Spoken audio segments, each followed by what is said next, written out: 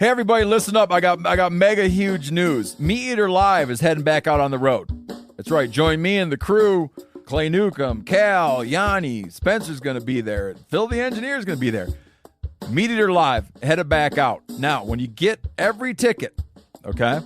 Every ticket you buy, you get a signed copy of our new Meat Eater Outdoor Cookbook. This tour is celebrating the release of the book. Buy a ticket, get a signed copy, Meat Eater Outdoor Cookbook, wild game recipes for the grill, smoker, camp stove, and campfire, which I'll point out is a $38 value. Here's where we're going to go. April 23rd, the Mesa Art Center in Mesa, Arizona. April 24, the Balboa Theater in San Diego. April 25, the Grove in Anaheim, California. April 27, the Crest Theater in Sacramento. April 29, the Union in Salt Lake City. April 30, the Egyptian in Boise. May 1, the Wilma Theater in Missoula. May 2, the Bing Crosby Theater in Spokane, Washington.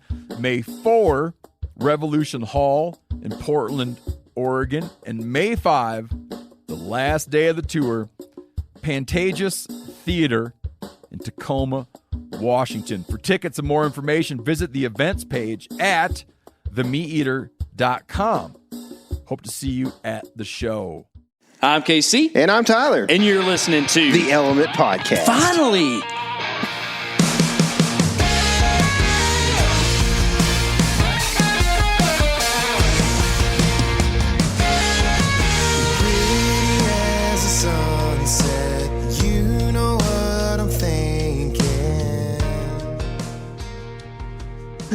Oh, what's happening, everyone? Guess what? What? It's spring. Sprung-ish. Actually, the first day of spring is this month, right? The 21st? I have no clue. I don't either. I don't ever follow those things. I just think, well, it's spring when it's warm outside in Texas. It's spring here. And we're probably having one of the more eventful springs that we've ever had. Yeah. I've been doing some hunting, been Lots doing of some killing, lots of stuff we've been doing. So we've been pretty busy. Haven't had a podcast out in over a week, so sorry about that for y'all who are loyal listeners. First off, I wanted to say thanks to y'all who came by the booth at NWTF while we were up there. Yeah. That's the non-fungible token convention in Tennessee. Turkeys, right? Non-functional turkeys, or what's it called? Non-functional, that's right. Yeah, so National Wild Turkey Federation. Anyways, got to see a lot of y'all on Friday while we were up there, so that was cool. A lot of fun. Got to put some faces with some names that we've been hearing around and stuff like that, and hang out at the cruiser booth and swing around a little bit, you know? So yeah, that was good. Yep. But after that, it's been nose down in Texas doing all kinds of stuff. Yeah. What have you been doing, Tyler? I've been pig hunting a little bit. Call that punting. Punting. That's exactly what it is. So we just went and punted, actually. We did. Because we didn't kill, so No. I've been pilling.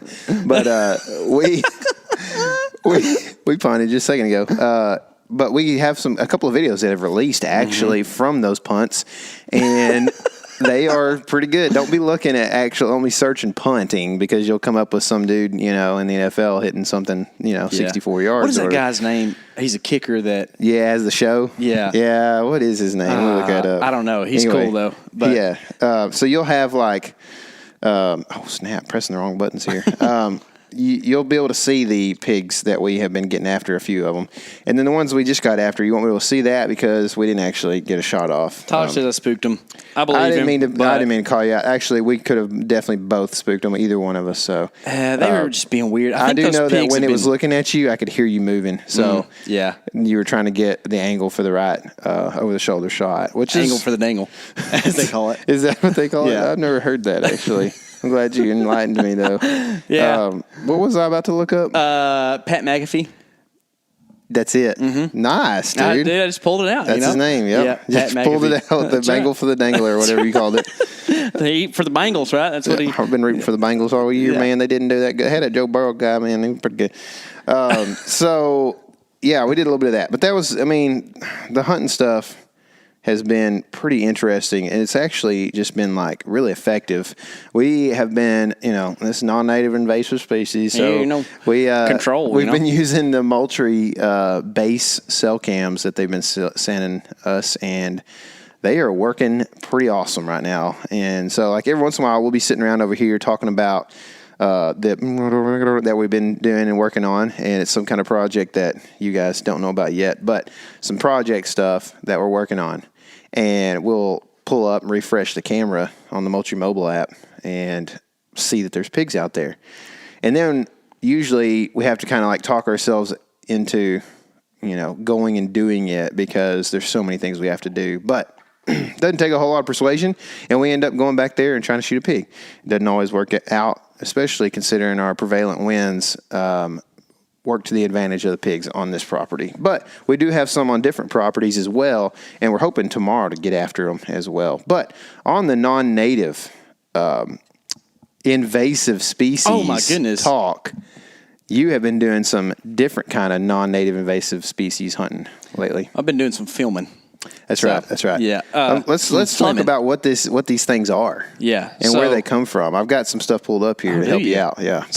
But these are called. Their scientific name is Axis. It's cool. Yeah, that's pretty cool. Doubly. So it's an Axis like Ovis, deer. right? Yeah. Which is Ovis like a wool sheep? What's a Ovis? I don't know. It's a sheep of some sort. How to do that? What's the turkey? I don't remember. I feel like it's like oval or something like that. Might be. They make oval eggs. Caracaras or caracara. That's right. That's exactly right. So cheetal deer is what they're also known as. Cheetal deer, from the Indian subcontinent and probably Pakistan too, I would Nepal, imagine. Sri Lanka, India. According to this article I'm looking at that's done by Texas State University System. Mm-hmm. And this is the Texas Invasive Species Institute. So interesting enough, we ought to have them on a podcast. That would be kind of cool. I didn't know that existed. There's an initiative in the hill country where some... So you're talking about like Wisconsin, Iowa? Yeah, exactly, yeah. Oh, where the glaciers didn't go. But no, the Texas hill country is like what you would call like deep in the heart of Texas. Mm-hmm. It's pretty much north of San Antonio, west of Austin, kind of north of Austin some too, up into like Waco south. You kind of get into some hills. Mm-hmm. Some people are screaming, like, Waco's not the hill country. Oh, there's going to be all kinds of opinions on this. For sure. Yep. What's the true hill country? Well, I would say if you wanted to really just say it, Junction is kind of the hub of the hill country, I'd say, kind of right dead center. And then out around all there's other places that are also the hill country. Anyways, the Axis deer were introduced in the 1930s into the hill country. Let's see. And I thought I saw, 32. Mm-hmm. Man, you know this stuff, dude. I looked it up the other day, too. Oh, did you? Yeah, because I was kind of interested. As a game meat. Really? That's what it says here. Makes sense, because they're delicious. They're so good. I actually have 3 Axis hearts in my refrigerator right now in a brine. So, simple brine, just 2 bay leaves and some salt. Are you going to share the wealth there? I thought you didn't like heart. I mean, I don't love it, no, but like, why do you have 3 hearts in a brine? Are you going to eat 3 hearts at one meal? I'm liable to. I love it. If it's cooked right, heart is probably my favorite. And Liver King out. That's right, Heart King out. But I'm not trying. I'm not trying to be that guy. Like, oh, I like the gross stuff, right? Like, I'm not going to eat a kidney. I'm sorry. There's no reason to eat the pee filter, right? Yeah. It just doesn't make any sense. But what about liver? Liver is just the blood filter. Would you eat liver? Yeah. But I don't like it that much, but I'm interested in liver. It's supposed to be real good for you, Pretty much because Liver King, honestly. Yeah, it's the only reason. I've thought about it a lot, right? But every time we go to gutting a deer, one of the problems with the liver is that it is in the lower section of a deer's, we call it rumen, right? The whole inner cavity, right? So, actually, rumen might be stomach. I don't know. Anyways, yeah. So, it's below the diaphragm. In like a deer system, which would be kind of behind the diaphragm, I guess you would say. Either way, it usually gets pulled out with the guts, which means that it gets dirty, and it's not usually worth saving too much. I think I could see a world where you accidentally slice the stomach trying to get the liver out. Yeah. Could see a bunch of bad stuff happening with that. Yeah. But I'm interested in it still. Yeah. And I would entertain eating liver. I don't think it freezes well. I'm not sure about that. Would you try to make a powder out of it and eat it in I was talking to your wife about this the other day. Yeah. Yeah. She's talking about, me and her were talking about it on the way back from Nashville. Yeah. And we were like, so we started looking up like some of the Liver King pills, because... Liver King pills or just liver pills? The Liver King's version of those pills. Oh, he does have liver pills? Yeah. I mean, good business for him, I'm sure. But like, he's from Texas. Did you realize that? I didn't. I thought he was from Georgia. I was wondering how he's so tan. He said Texas in his thing today. Yeah. Yeah. Well, he's not paying us, guys, so don't go check out Liver King if you don't want to. I think he's cool. Yeah, he's definitely a meathead. I like meatheads, man. I used to be one. Yeah. I never have been. Just been a long guy. Long and skinny. Yeah. My bench press has always been hurt by my arm length. Not mine. Nope. So anyway, I've been interested in the liver stuff for sure, like the powder stuff, because I don't think I would like the flavor that much. But I was wondering what you thought about it, because like it is a filter, you know what I mean? Yeah, for sure. Well, at the same time, your muscles are a filter because they also have the blood going through them. It's true. So, and Axis muscles are delicious. They are delicious. Axis is one of the best meats that I've eaten.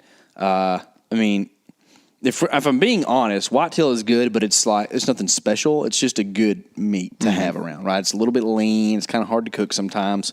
Hog meat is delicious. You have to cook it to a higher temperature, so you can't do the rare stuff with it as much. Axis is much more in the vein of elk. It's very red and just tasty. So, what do the Axis look like? They look like a fawn never lost its spots, and then grow up to be like a bulldog-looking whitetail. Yeah, they got a big old wide head, wide nose. Yeah. And their antlers look a little more like an elk, probably, than They do, and whitetail. Axis almost always grow 3 points on each side. Isn't that wild? It is weird, man. A lot of those East Asian deer or Asiatic deer are 3-pointed deer. Sandbar are that way. You know another thing? Seeker are that way. That has a lot of threes in it? What's that? The Bible. That's right. It's interesting. That's right. Axis are ordained, right? Well, I was just thinking that creation tends to have patterns in it too. It's true. It's true. Lots of 3x3s in the whitetail world, if you don't count brow tines, which they don't. If you say 3x3. I mean, if you're west of the Mississippi, sometimes they don't. That's right. That's right. But Axis actually aren't ordained. Please don't misquote me. That was a joke. But anyways, really, really pretty critters, man, and they just look kind of cool. They look kind of. The bucks look kind of mad a little bit. They got like a brow on them. Yeah, they got a brow that looks mad. Brown brow, like they're I guess like the ridge on their head, not their brow tines. Anyways, they have a big white throat patch. They're kind of rusty color. They look like deer do in the summer, but all the time with white spots. Whitetail deer, I'm sorry. Yep. So they're neat, man. And apparently they would do real good in the hill country. I would think they would do good here, too. They just haven't made it or something. I don't understand that too much. Is it too cold? Maybe, but... I mean, it gets pretty cold down there in the hill country, too. I know it's further south, but it's a different climate. So, yeah. I mean, they have pretty similar chill hours to what we do. And this year I was worried because last year was the, Snowmageddon or whatever. So I was like, man, what's the population going to be like? It's insane. I lived down there for a little while, about 10 years ago, and saw some Axis around, and we caught some Axis and this and that and the other. But nothing like it is now. It's like... driving around, you saw 3-to-1 Axis to whitetail. So here's a little interesting thought about why this might be. According to this, the average lifespan of an Axis is 9 to 13 years. How about that? Documented cases of 20 years in captivity. Female Axis reach maturity at 2 and remain fertile until 15 years of age. Wow, that's cool. So they can produce. That's neat. Yeah. I wonder what they say the average lifespan of a whitetail is, though, too, because that would be... Yeah, that's true. Sometimes that scientific data is skewed because they average captive animals a lot of times for that. But I could see that. I mean, they're tough. And, I don't want to get too far into the story without telling the story. But, I could see that. They also are bigger than whitetail on average, too. The does were probably about the same size as... our East Texas does, which makes them bigger than those hill country does. Bucks can get up to like 280 pounds. Yeah, it says average of 150 to 250 on Axis males. Yeah. So, you could see where an Axis would get bigger than that. And that's in like a warmer climate. You know what I mean? So, like, whitetail deer. People are thinking, oh, it ain't as big as a whitetail up here. It's like Michigan or Wisconsin or whatever. But these are animals that are originally from pretty warm climates, right? Yes, yeah. So, and the other thing about them is that they are from a subtropical climate. The Indian subcontinent pretty much is subtropical except for the far northern regions. Sri Lanka is bordering on tropical because there's orangutans and stuff there. But they don't do well in colder temperatures, which means that this time of year, they're up moving all day long in the daytime, which is really neat, like a fun thing as a hunter because they're on the hustle.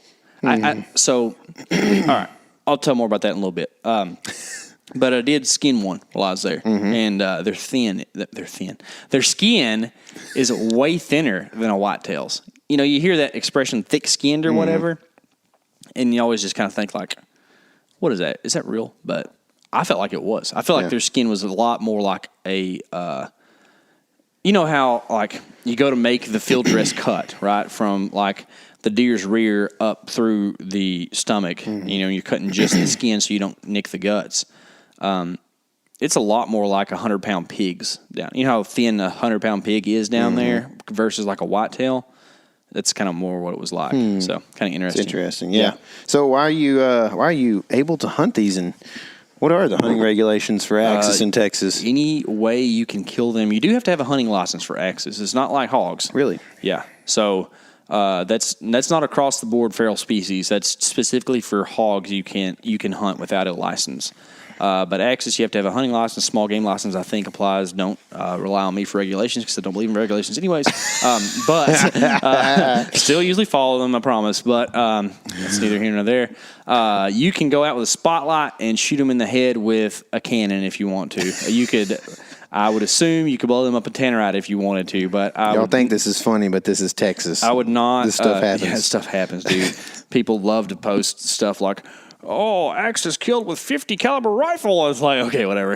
Bullet just punches a hole right through it. Nothing happens. Anyways, I would highly suggest going the more sporting fashion for these because I learned that Axis are way more cagey, as some of our northern friends like to say, than a whitetail.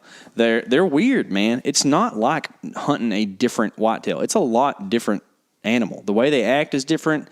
The way they interact is different. It's really cool. So, Chris Webb, y'all might know, his dad has a connection on a free-range place that costs nothing to hunt, but if you kill, you got to pay a little something, but it's nominal compared to... that's the right use of that word, right? Like less than. Nominal compared to like what you would at a game ranch, right? So these things are free range, running around out there, and you can put corn on the ground, and they eat it. You can put alfalfa on the ground, they eat it. This is one of the reasons they outcompete whitetails because an axis deer can swap over from browse to graze, much like an elk can, whereas whitetail are strictly browsers and their stomachs can't or do not digest grass well. They can eat it, but it's not a good method for them. So in the famine seasons down there this time of year, axis do a lot better than whitetail because they can just go out there and eat that grass and survive. So that's why they are out competing the whitetail in some of their ranges. And I don't know, part of me as a nativist doesn't like that, but part of me really likes axis deer and thinks they're super cool. They are, man. You and I were texting about this, man. Like, this is something since I was like 9 years old that I've been like, just thought was the coolest thing. As soon as I found out that we had like these things running around in Texas, down in the hill country, like black buck and axis were what I wanted, man. I mean, I used to think of ways like back when I was younger, they were like $1,000 to go shoot one or whatever. It's like, I used to think so hard about how can I make enough money to go do this, and I would save and I'd get, and just never really got there. So I've never shot one either. And at this point, like, it's pretty expensive. And, if you don't know anybody that has a place down there, then you just don't get to hunt them really. That's right, man. That's right. And I think that could be changing to an extent because there's some sort of initiative where, I don't know, some government hoopla is working with landowners to encourage people to allow hunters to go out and shoot axis and kind of like trying to line people up with that. So it's a good opportunity. Don't crowd my place, so I'm not going to tell you much more about where we're at. But Chris invited me down and with his dad and was like, hey, man, come down, and if I shoot one, then you can hunt. And that was kind of the whole premise, and I was happy to do that because, we like to put stuff on film, whether I'm hunting, Tyler's hunting, or whoever's hunting. So that was the plan. We went down, and it was actually super cold, which I didn't know, but now know that really helps with axis hunting because they are up on their feet, moving around about near all day, especially if it's overcast because, deer in general don't like to be out in the bright sunshine too much, right? Mm-hmm. So we head down and meet up with this guy who has the access to axis and eat lunch with him. And then we go hunting like real early in the day because we saw like 300 axis on the drive. And we're like fired up about it. And sure enough, like we get like in our spot. Okay. So we go to this place, this property that we have access to. And nobody's ever killed a axis there with a bow. So that leads you. And if you don't know much about Texas, bow hunting is definitely a subculture here. The vast majority of people hunt with rifles, and if they do pick up a bow, it's because they get an extra month on the front end of season, and as soon as November 3rd gets here, they pick up the rifle. And usually that bow is a horizontal bow. That's right. It tends to be of the cross type, which the guy who we went with was a crossbow guy. He actually went to Africa and shot some animals with a regular bow. That's cool. A real bow, as we'd say. Anyways, so the place is not set up for bow hunters, as you can imagine. If you've ever hunted any of the Texas stuff, you know how this goes. Like there's these blinds called box blinds, shooting houses. Y'all might call them up north. And you set up on the edge of a field and wait on the deer to come out 100 yards away and smoke them down.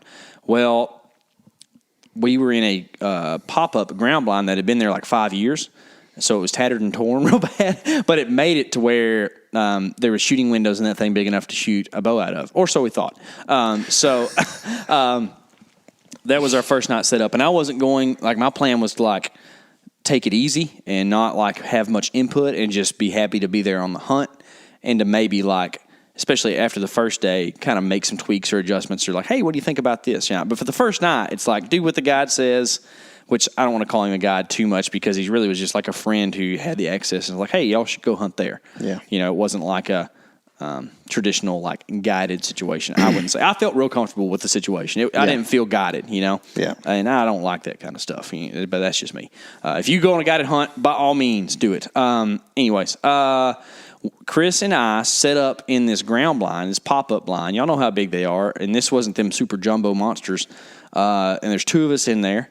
And we're trying to figure out how to get the shots out of it. We practice, shooting through the windows, all that, and practice like off of our knees. And Chris is the one doing this practice. I'm filming him and talking him through it because Chris, tries really hard, and he killed a great buck in Texas this year, but he's a little newer to hunting. Mm-hmm. Just kind of helping him through some stuff because I've been in a similar situation and just kind of, not being the expert by any means, but have the experience. So he appreciates it. Yeah, absolutely. Absolutely. And that's how we operate a lot of times as cameraman hunters, like, especially when it's me and you, bouncing ideas off each other the whole time, and that's kind of what Chris and I are doing and deciding who should set up where in the blind and vice versa and where the deer are going to come from, this, that, and the other. So there's a feeder like 80 yards from us. And then there is an alfalfa bale on the ground right in front of us at 19 yards. I know 19 specifically because we ranged it expecting things to come eat it. So there's no consideration being made for the wind direction, which is highly problematic. And you mean a rifle hunter didn't think about the wind? No, they didn't. And here's the deal, man.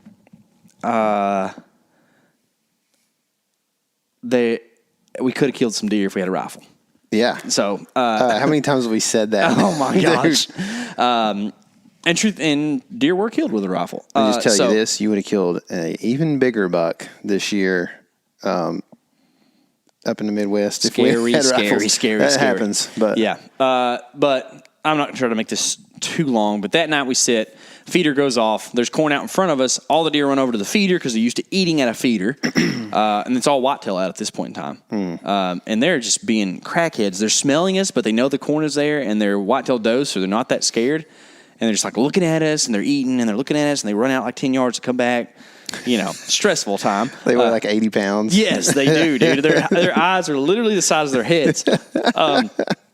Dude, you talk about why you get caught drawn. It's because a doe can see her tail while she's looking forward.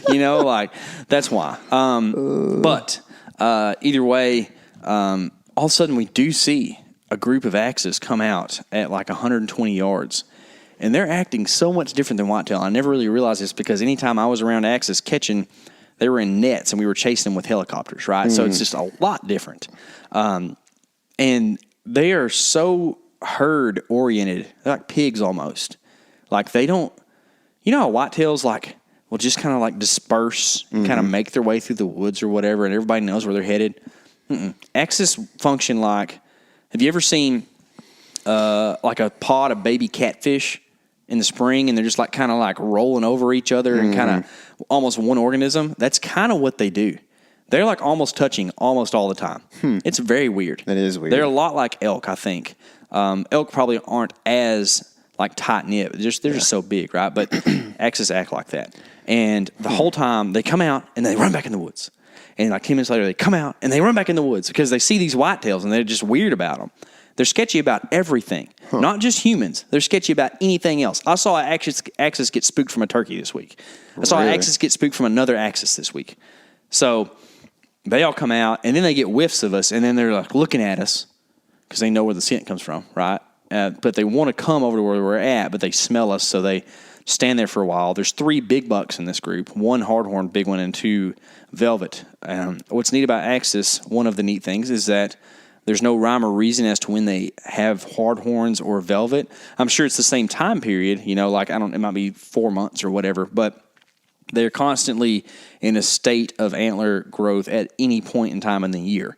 So you'll see like knobby heads like you'd see whitetails in like late May, and then you'll see hardhorn big bucks all at the same time. It's weird. But anyways, those end up smelling us and leaving.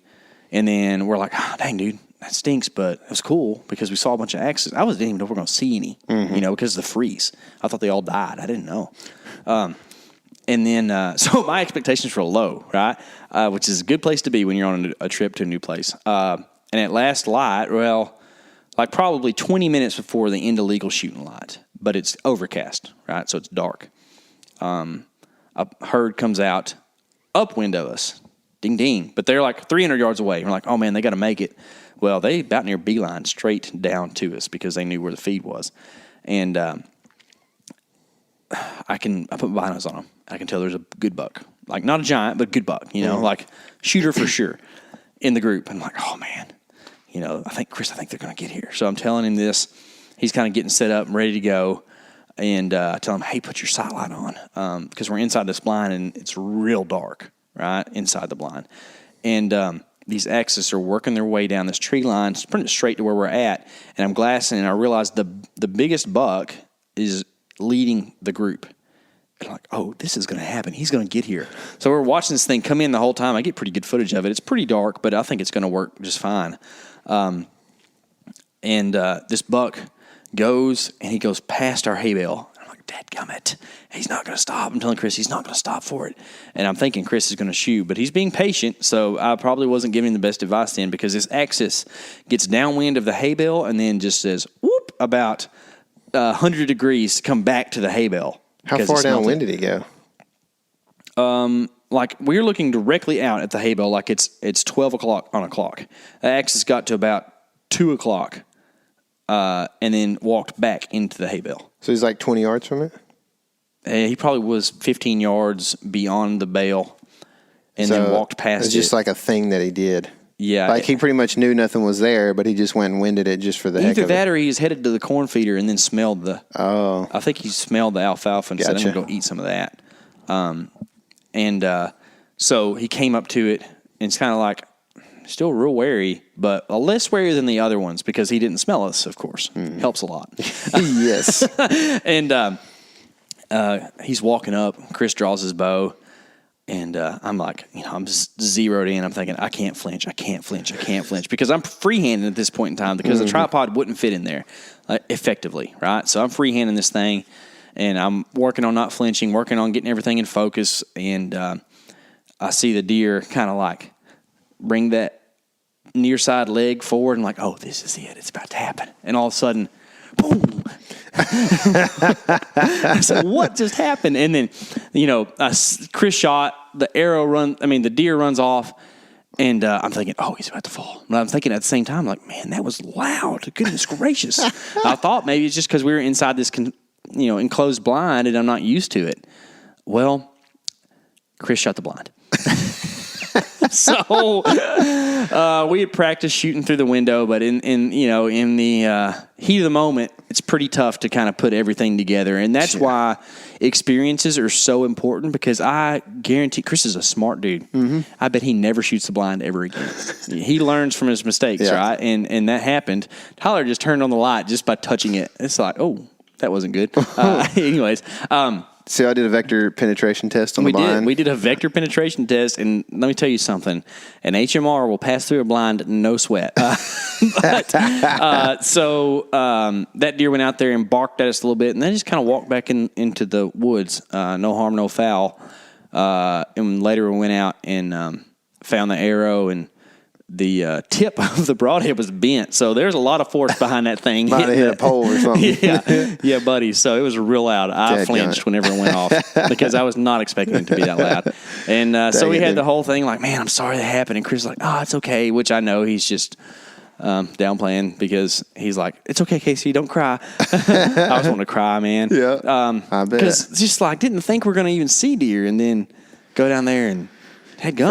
First evening. Chris has a chance at a good buck, So, just so you know, there's pigs back there right now. Headgummit, what should we do? I guess we should just keep podcasting. We'll get them tomorrow. Okay.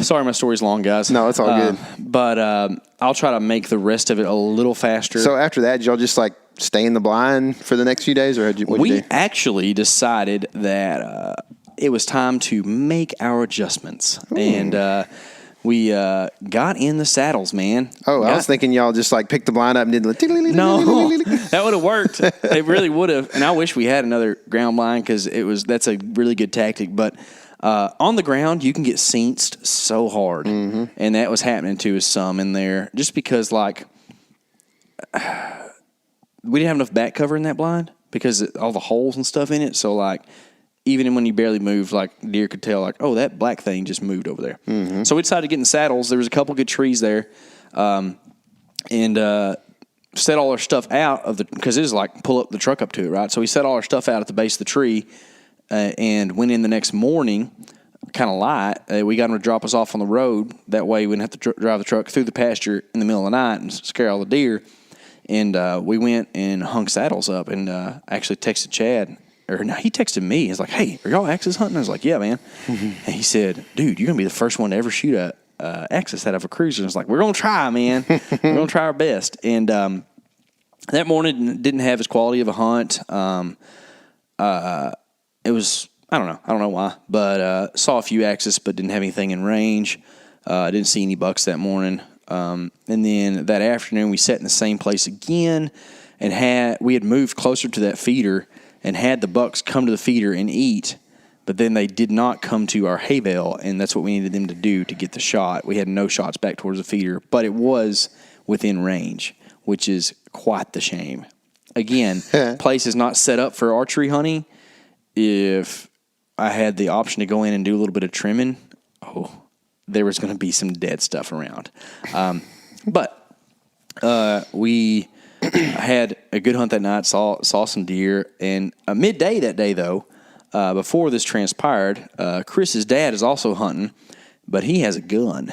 And we had gone over to scout out a new place, and I spotted a doe about 11 p.m. making her way down this creek. And I said, hey, do you want to put a stalk on that doe? And sure enough, we put the old stalk on her, went around, and long story short, Chris's dad shot this doe, and we got to look at Axis up close that day, and that's when I skinned that one and figured out how. I didn't skin it, actually. I gutted it, field dressed it. So you didn't bring any capes home? Did not, no, because so that evening when Chris and I were hunting, he actually shot a really good buck, close to a gold medal, which is kind of like, it's kind of like the scoring system for exotics. It's not like quite like Boone and Crockett. It's a little different, but it is what it is. If you know about exotics, you know what I'm talking about. It was a big buck. I mean, a solid wall mounter for sure. Especially for guys who aren't from there, you know. Mm-hmm. Big old fronts, long beams. A little short on his forks, but whatever, you know. Mm-hmm. And he shot another doe that night, too. So 3 dead Axis that day for him. So he had a good day. Target-rich environment, which is real nice. I like those a lot. Yeah. That's why we travel elsewhere for whitetail than East Texas. Mm-hmm. But, anyways, we decide the last morning to go hunt near where Chris's dad shot those because we kind of needed a change up, and the morning wasn't very good at the place we had been hunting.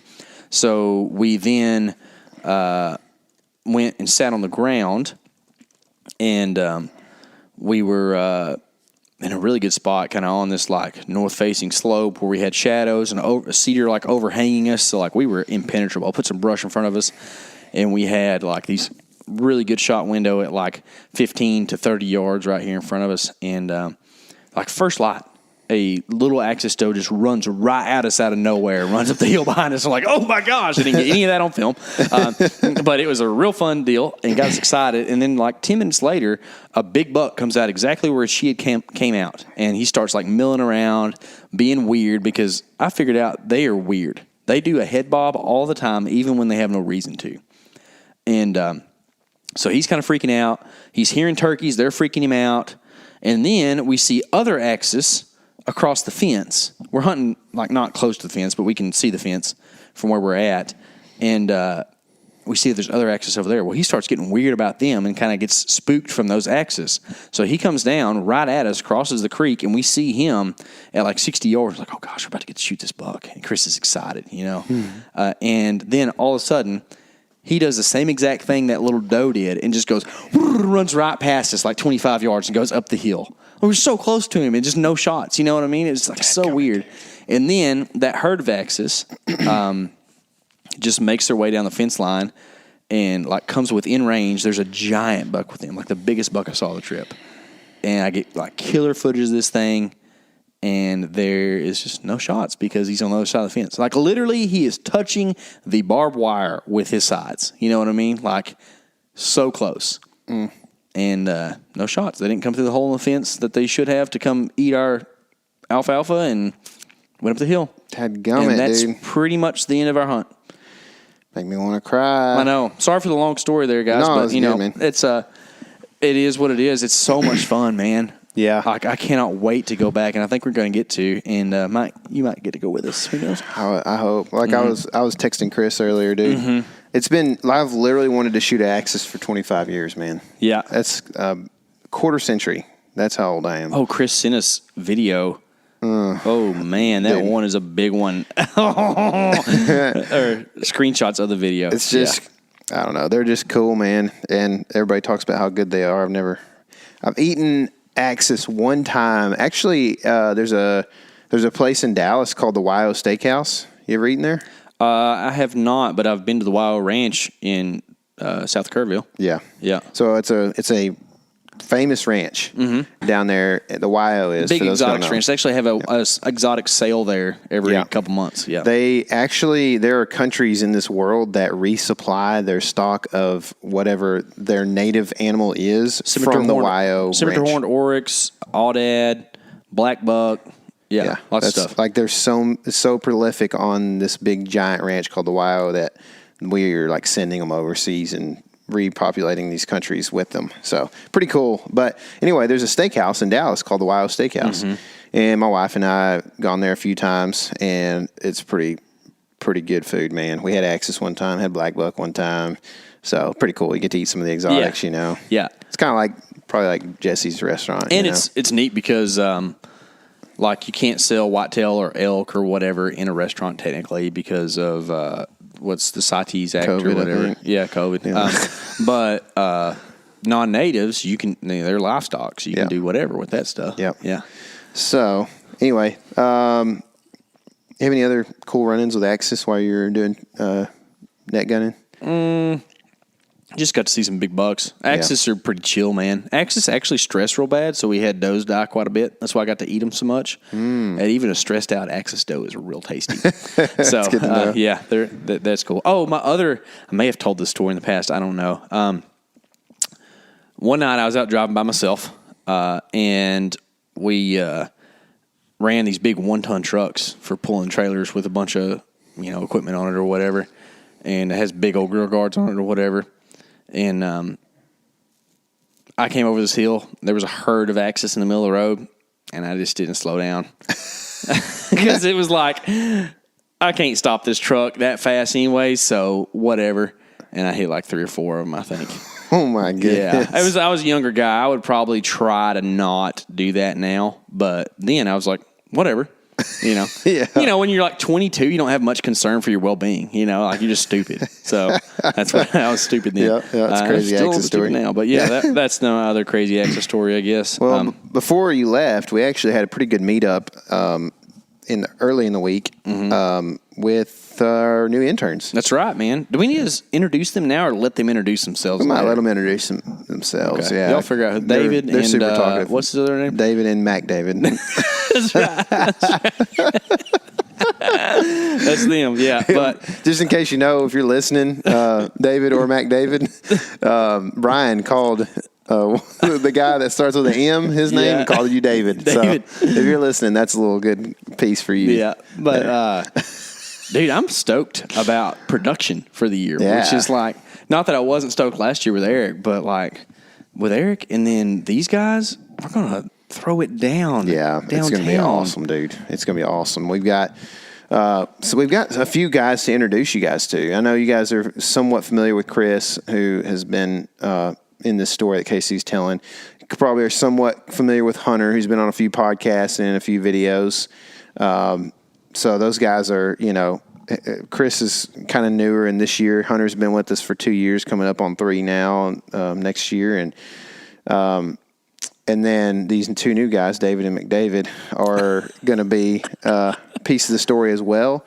And Eric was a new ad this year as well, and just didn't make it on film a whole lot, but did a few podcasts with us. So we're trying to kind of introduce these guys. These guys are a very big part of what we're going to be able to do here. And like, we're expanding the team, but we're also just surrounding ourselves, fortunately, by blessing, with good dudes, man. They just enjoy hunting and enjoy each other's company, man. And we just are trying to get after, life, basically, And so it's been fun hanging with them. And I can't wait to introduce David and Mac David and Brian, another guy who's going to be showing up on video some this year. Just super good dudes. And then, obviously Eric needs a little more airtime on the podcast and stuff too. So we're going to try to work these guys in as much as possible so you can get the story that they've got going on, and you'll be familiar with them whenever they, shoot deer. And it's way, there's an aspect of just watching dudes shoot 200s on YouTube, and then there's an aspect of being like, man, I kind of like that guy. I'm going to watch him, just sit in the woods for a little bit, whatever. Yeah. Cast a fly rod or whatever. Those guys are going to get more airtime, and Hunter's going to get less. That's right. That's right. It's going to be Hunter, the less airtimer. Yeah. HTLA. So it's going to be a good year, guys.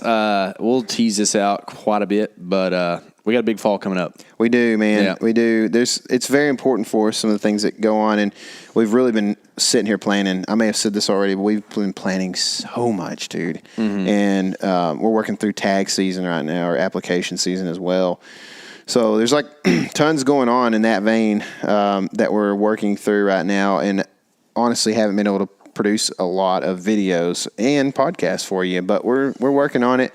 And then, here in the next few months, what we're going to try to do, to just be clear with you guys and open it up front, is I really like fishing and haven't got to do a lot of it in the last couple of years.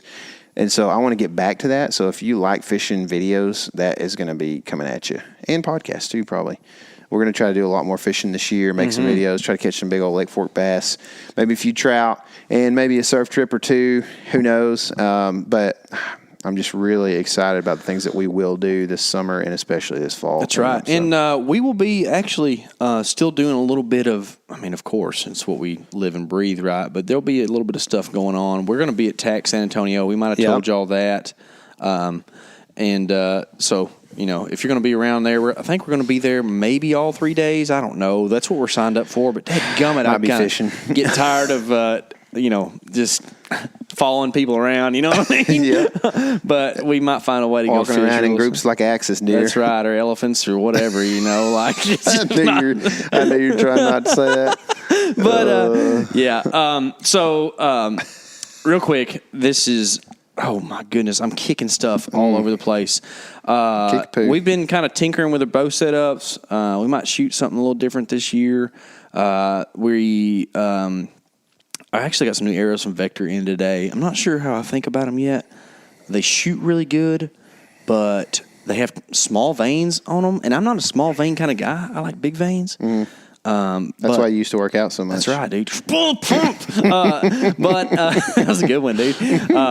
But you know, if that's your if that's your kind of thing, one of the good things about Vector is they have a lot of different options for you on that front. But I think I'm going to go the other direction. I'm probably not changing my release up too much this year. I shot that Cobra hook and I shoot it real good. It's called a Moment, I think, right? That sounds familiar. And I like that thing a lot.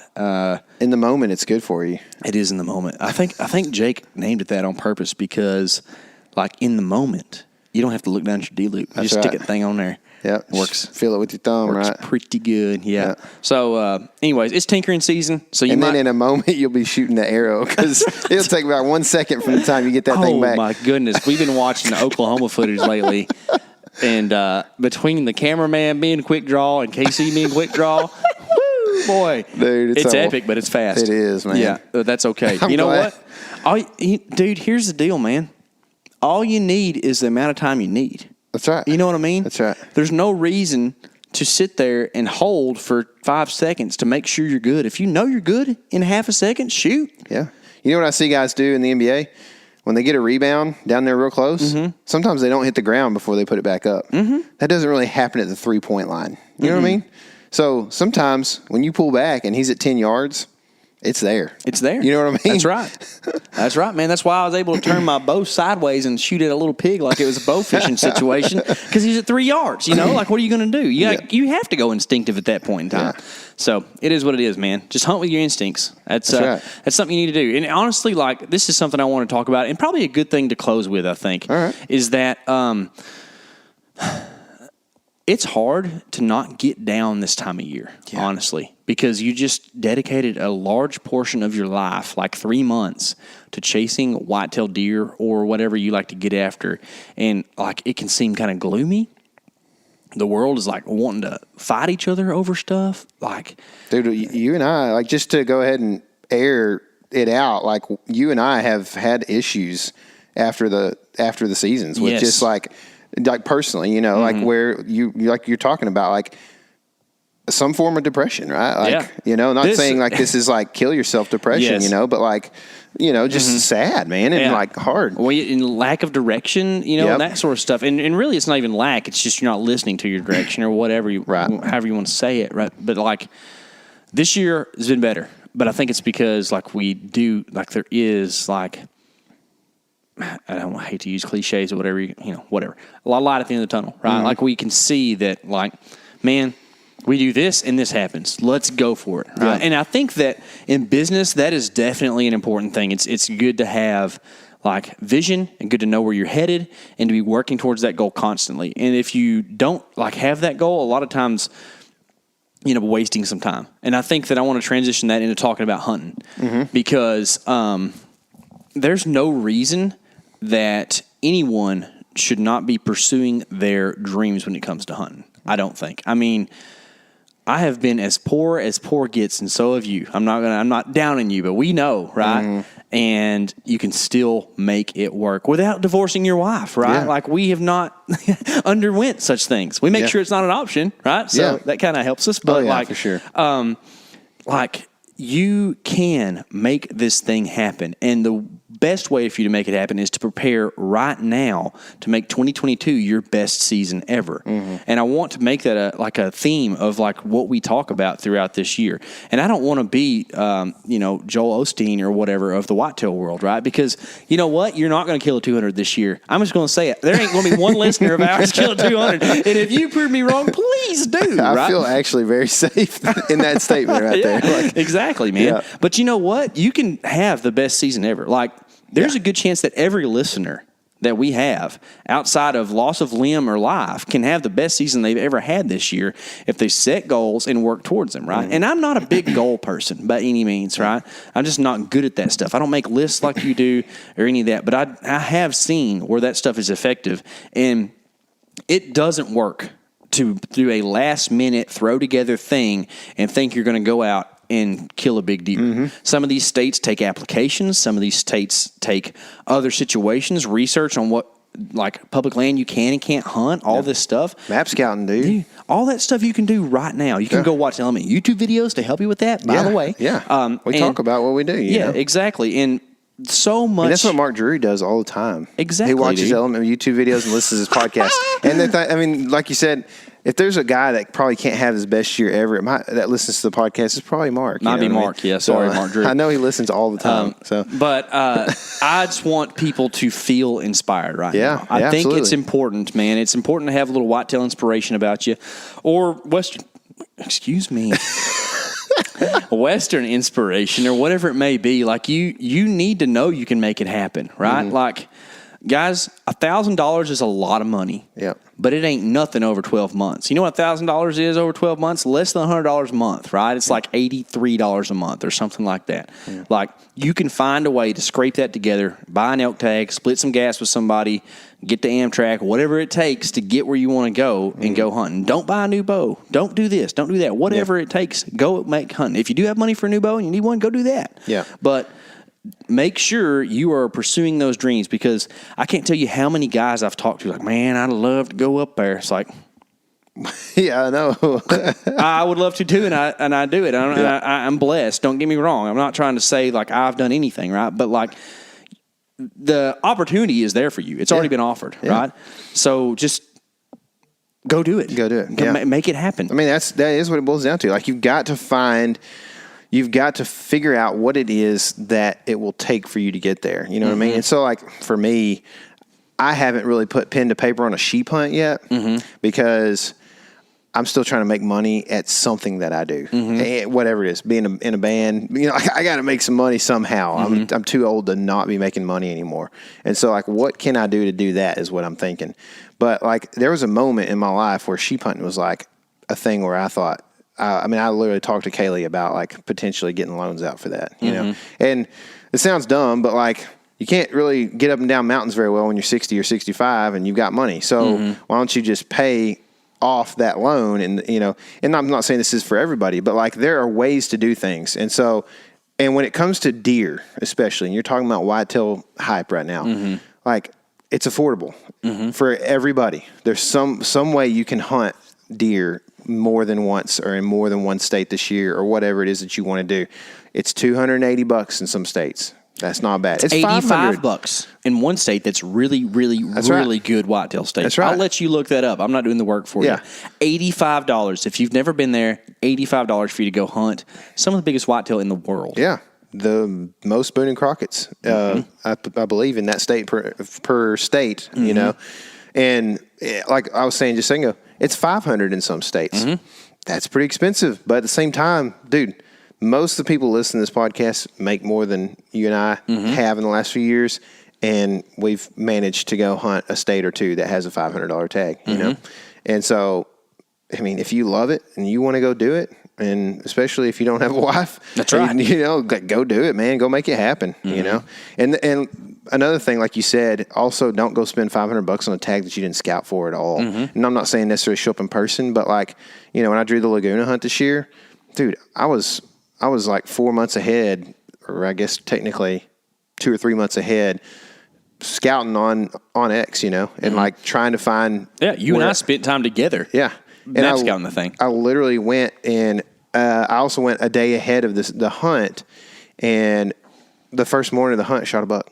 You know what I mean? And that's so like K.C. is also saying like to have like this confidence and that you can do these things, right? And the way you have confidence is to be prepared, right? Essentially, like if I was to walk in to Laguna and not have done anything since I drew the tag and just said, all right, I'm just going to walk in there, man, I would have no clue. But it's like prepare yourself, man. There's so much out there right now to help you learn how to deer hunt. Gosh, man, especially on the Element channel. The network of just the internet, right? Social media, forums, whatever it may be, the Element DIY page that we have. Like, dude, there's a bunch of people that have information all across the country. Get on there, friendly place. We make sure of it. Nothing bad. I don't think anything bad's ever really been posted on there, but we make sure that it's a happy environment. But get on the forums. If you want to go out west, get on Randy's forum. Check out what's it called now? Is it Fresh Tracks or whatever? That is. Yeah, I can't remember what that is. It's a good search. Y'all can search it. Tyler let you know here in a second. But there's so many things, man. The local knowledge is such a huge thing for whenever you start doing this stuff. Kind of bring it back to the axis hunt we just went on. Hunt talk. That's it. I was thinking about hunting them like whitetail, and I already picked out pins, and then they were like, yeah, actually, you want to sit over here by the road. And I'm like, no way, dude. The last day, we went and sat by the road, deer everywhere. So it's like, You need to listen to that in the local knowledge, and like it's valuable. Yeah. Right. Oh, 100%, man. And that is, I mean, those things are the things you can prepare to do to have confidence that when you go and spend money on a tag or on a trip, that you can do it, man. And like I've told KC, like I feel like when I go on a trip now, like if I get decent time to prepare, I feel like I should shoot a deer on that trip. Of course, I'm not trying to shoot, 140s plus every trip. You know what I mean? So like, that's a fun thing too. Like people don't talk about that very often, but like shooting, like knowing that you will shoot a 110 when it comes in is exciting. Oh yeah. Because there's a lot of 110s out there. You know what I mean? Believe me, I shot a 90 in South Dakota and I was hot, bro. I was honestly, I almost like in the moment was probably happier about that than I was my Kansas buck. It's crazy. It's nuts, man. And part of that was because I was so sick. And then part of it too, the Kansas buck was a very stressful situation. It wasn't just a clean kill, so makes that kind of tough as well. But like, dude, it's hyped knowing, I talked about earlier, target-rich environments is good. And whenever you bring your trophy class down, like what you're willing to shoot, you get a lot more targets. And that is real fun. Dude, it's fun, man. And it's a good way to go and build your confidence too, because, man, pulling back on a deer, it's part of a big part of what it takes to make it happen. It is. It's one of the hardest parts of it, man. It's figuring out when to pull back on them. We have a podcast with Mike Hunsucker about that from way back in the day, don't we? Yeah. Called the draw or something like that. We did one, just you and me, when you lived over in Alba. We were cooking like jalapeno poppers or something one night, and we did the Art of the Draw podcast with you and me. Is that was just you and me? Yeah. Yeah. And then we've had, also from the moment you draw to the moment you let the arrow go is important too. We had Bill Winkie on to talk about like shooting deer at distance and we tried to provide some of that stuff, but those guys are hard to line up. I don't even know. Like Bill is like, I think he's got a beard, and they call him Woodsman or something. Brown Trout Bill. Brown Trout Bill. That's what they call him. Yeah. But anyways, guys, be inspired. Yeah. Go pursue those dreams. Make it happen. Don't do it at the expense of family and friends. But you know what? If you make your passions known and aren't irrational about things, like the people who love you and care about you are going to help you make that stuff happen. And at the same time, if they like try to direct you a different way, maybe it's a good signal that you're being a little selfish with what you want. You might need to kind of reevaluate what you are being inspired to do and what your reasons for doing it is. So, anyways, go make it happen because you can. Go do it right now and go subscribe to everything that we do. And remember, this is your element. Live in it.